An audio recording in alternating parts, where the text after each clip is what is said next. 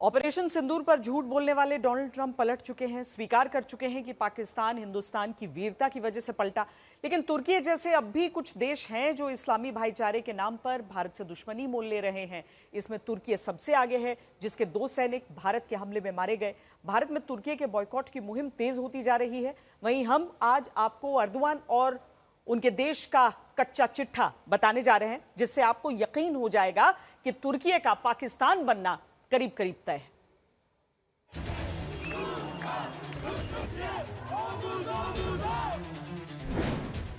क्या पाकिस्तान का साथ देने वाले अर्दवान का तख्ता पलट होने वाला है?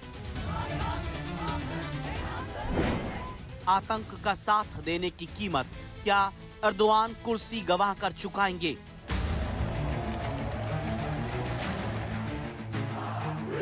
तुर्की में प्रदर्शन हो रहे हैं, छात्र सड़कों पर हैं, सरकार से नाराज हैं, लेकिन क्यों? ये तस्वीर तुर्की में बढ़ती कट्टरता के खिलाफ है, इसीलिए इसे अर्दवान के खिलाफ खतरा माना जा रहा है। तुर्की की जनता पाकिस्तान की तरह एक कट्टर इस्लामी देश नहीं बनना चाहती, इसलिए छात्रों और अर्दवान की पुलिस में झड़प तुर्की में होती रहती है।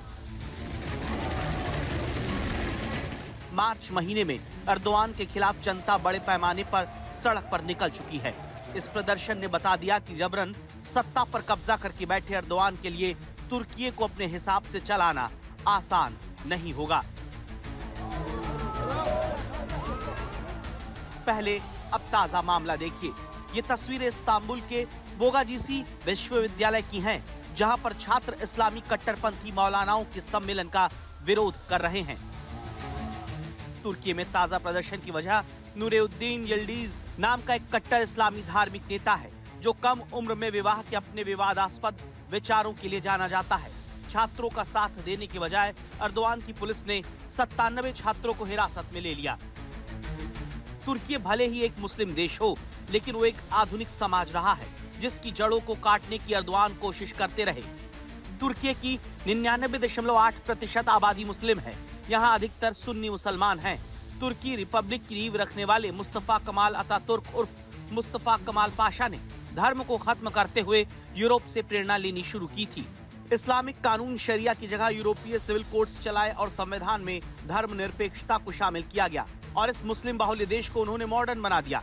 लेकिन वहाँ भी 1.5 दशक से ज्यादा सत्ता में रहने वाले राष्ट्रपति रजब तैयब अर्दवान ने धीरे धीरे अतातुर्क के एक मुस्लिम लोकतंत्र के आदर्श देश को बदलना शुरू कर दिया। इस तरह अर्दवान पाकिस्तान की तरह एक धार्मिक कट्टर और रूढ़िवादी समाज में तुर्की को बदलना चाहते हैं, जहां सबकी आंखों पर धर्म की पट्टी बांध दी जाए।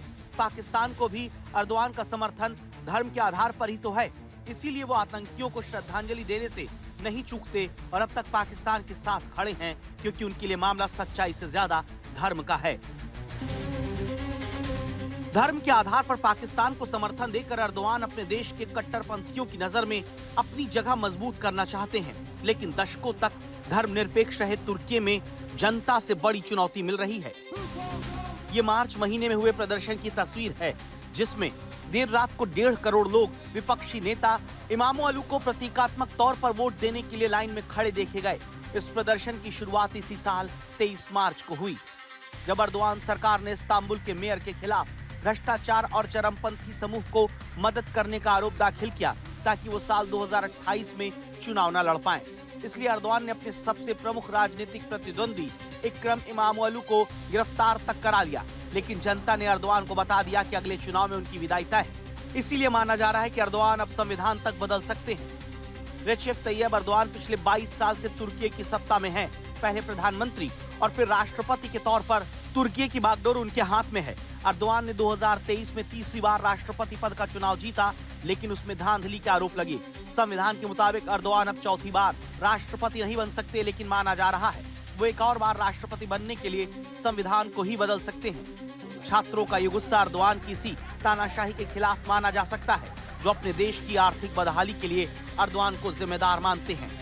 लेकिन उनका सबसे बड़ा डर अपने देश की पाकिस्तान जैसी हालत को लेकर है।